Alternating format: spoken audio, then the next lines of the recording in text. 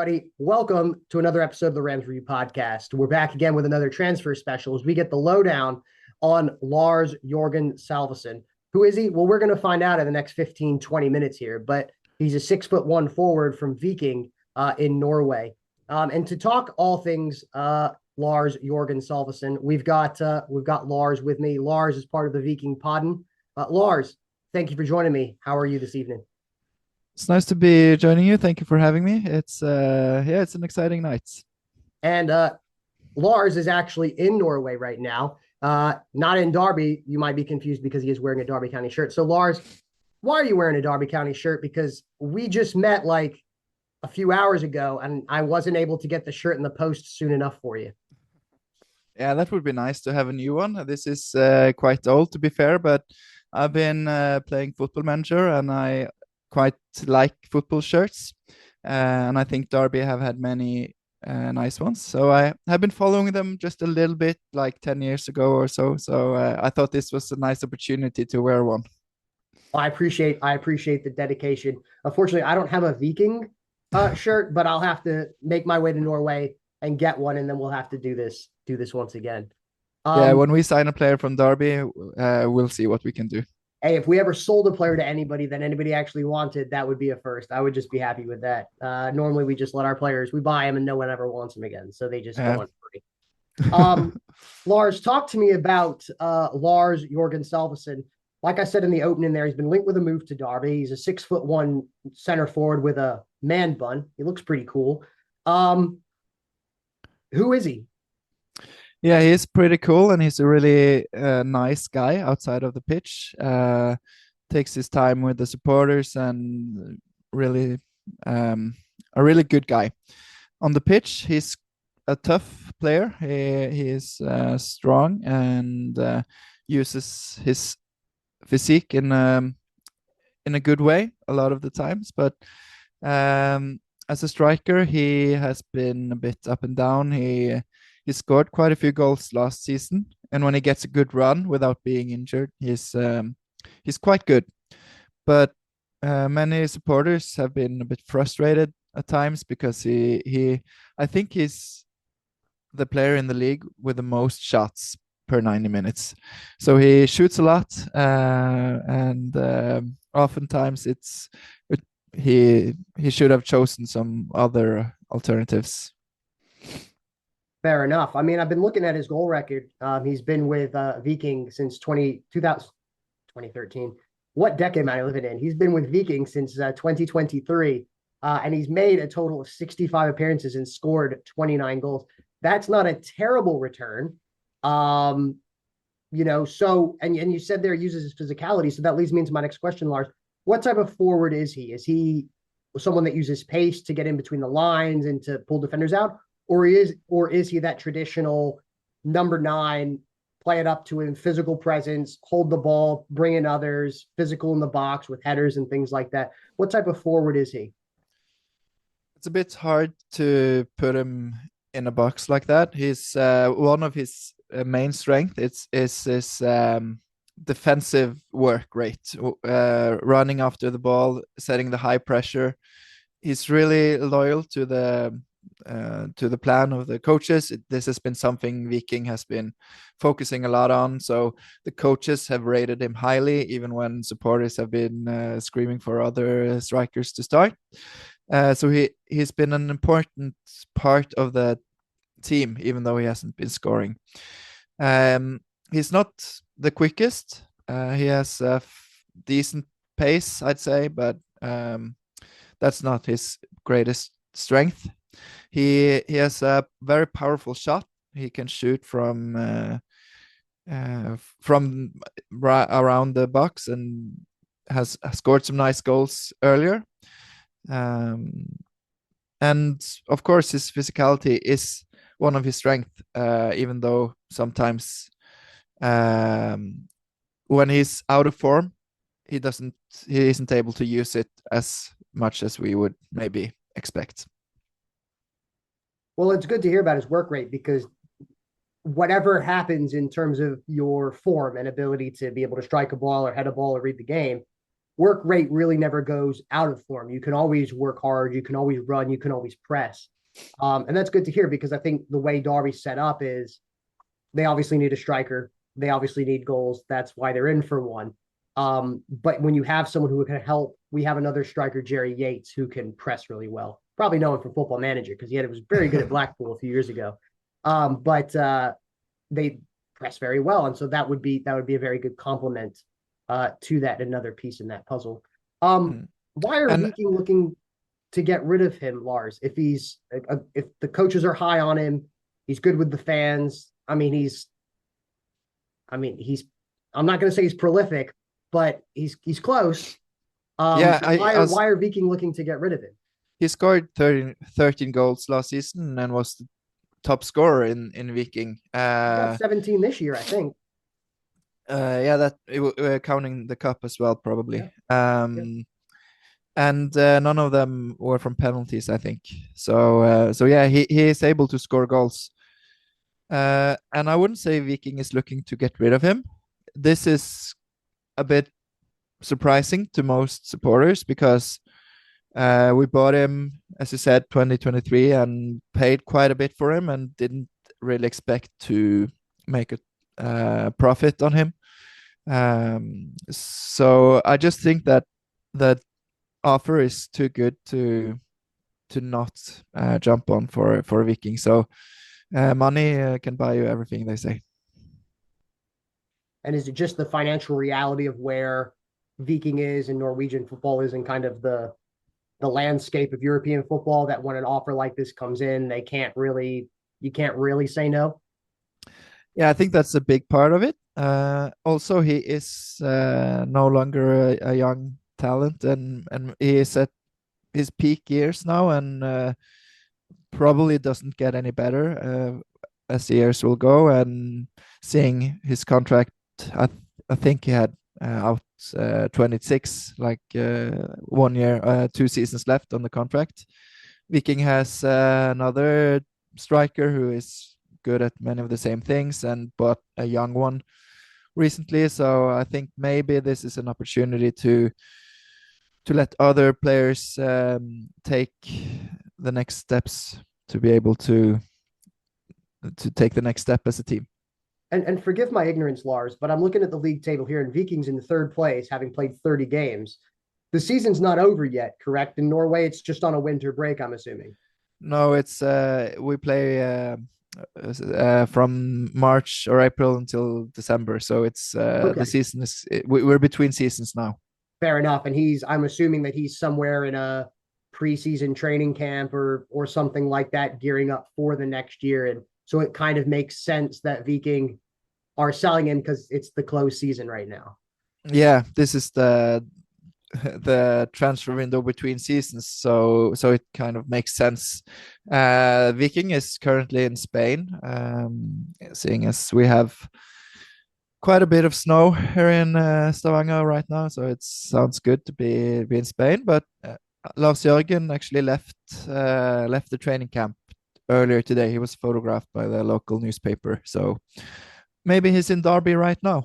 I would expect. And there's a lot of snow out here in Washington, D.C. So another thing, other than being very fashionable in our Derby outfits, it's also snowing out. There's also a lot of snow outside and being very good looking. There's a lot of similarities between us right now. So Lars, again, I'm going to press you on this. You've talked to this a little bit, but just to condense it down, what are the strengths of Salvesen? I'd say his main strength is his work rate and the how would you say in English, the pressure play? I don't know. Yeah, the ability to press. Yeah, that's his main strength, as because that's even when he doesn't score, that's always there.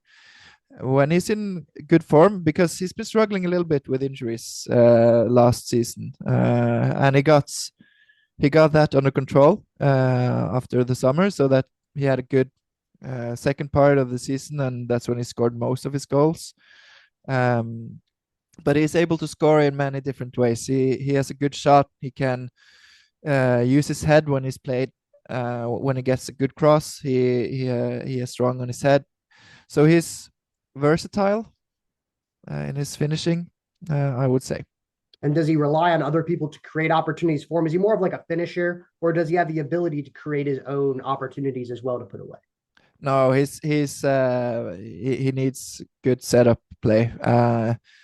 He's not a technical player. He wouldn't I wouldn't say he would dribble, but he's able to contain the ball and get it off to his teammates. So he's maybe more of a target man in that sense. And where are the weaknesses in his game? I know you talked about he misses a boatload of chances. Yeah, but Where are the that's weaknesses or the areas of improvement in his game? yeah, I would say that's a strength and a weakness because he gets to a lot of chances, and when you get to a lot of chances, some of them are bound to hit the target and maybe get a corner or a reflection or a yeah, corner. Um, his weaknesses when he's out of form, he just looks he just look really out of place with the ball. So he can be very good. He can look like a top striker, but if he's out of form, he's very frustrating because he misses easy passes and stuff like that. Maybe some of that goes to the struggling with the injuries this year. Viking has had a lot of them, and he also had been struggling with his, I think it was his calf or something. So yeah, it was that an answer to your question? I'm Yeah, sorry, I'm that rambling. was an answer. And I was always told if you don't shoot, you don't score. So if you shoot more, you might score more. So I'm a big fan of guys that just keep shooting. Like I'm a Yeah, huge fan of it because, like you said, eventually one or two, and you know, if you shoot 10 times, a couple of those are probably going to go in. But if you only shoot once and you miss, you've missed. yeah. Um, I would probably rate his if we talk about Football Manager, like decisions would probably be not too high because some of the shots he should have chosen other options or took one less touch before shooting. So maybe decisions. Yeah. and Lars, I'll ask a strange question here because, again, forgive my ignorance because I'm not as well versed in Norwegian football as what I should be. From having seen other players who have come from Norwegian football to England in the second tier or the Premier League, how does the how do the leagues compare in terms of the way that he might struggle with a the English game tends to be a little bit more physical, 2 games a week, a kind of a compressed schedule and things like that.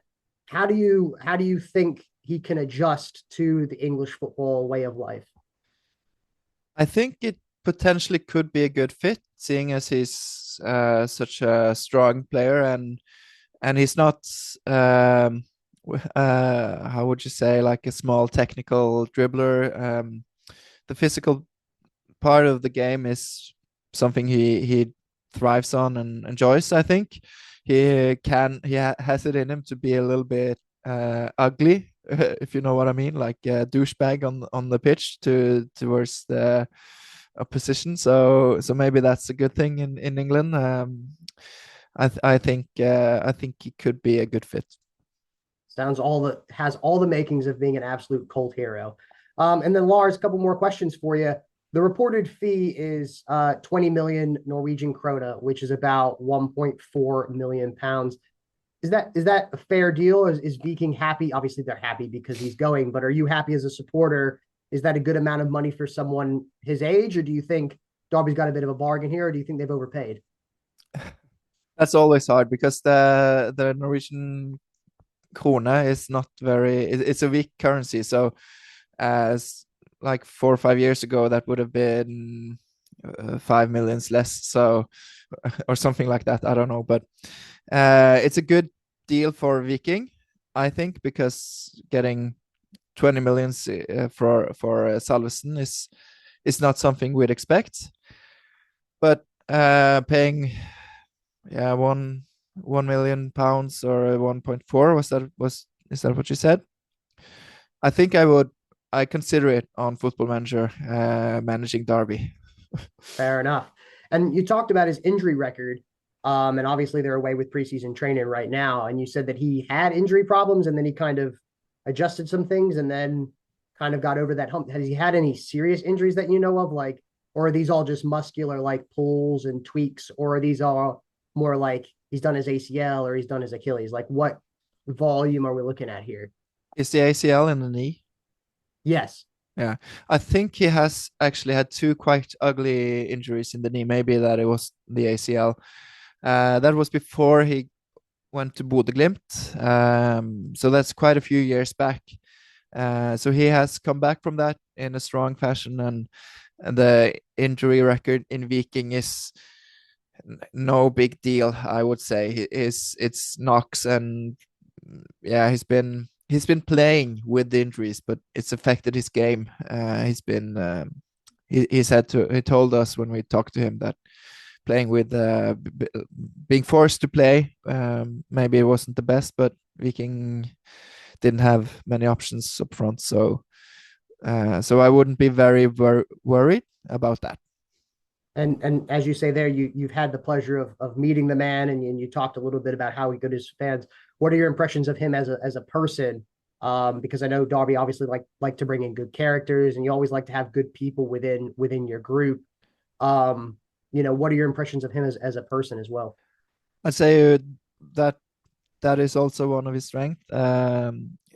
We interview players and we have them in our podcast and make longer episodes talking with them, and either if it's on record or off record, he's always been nice to us. He's always been nice to the other players, and the players also talks highly of him, and of course they would, but they wouldn't have to like name him specifically, but he's always been professional and working hard.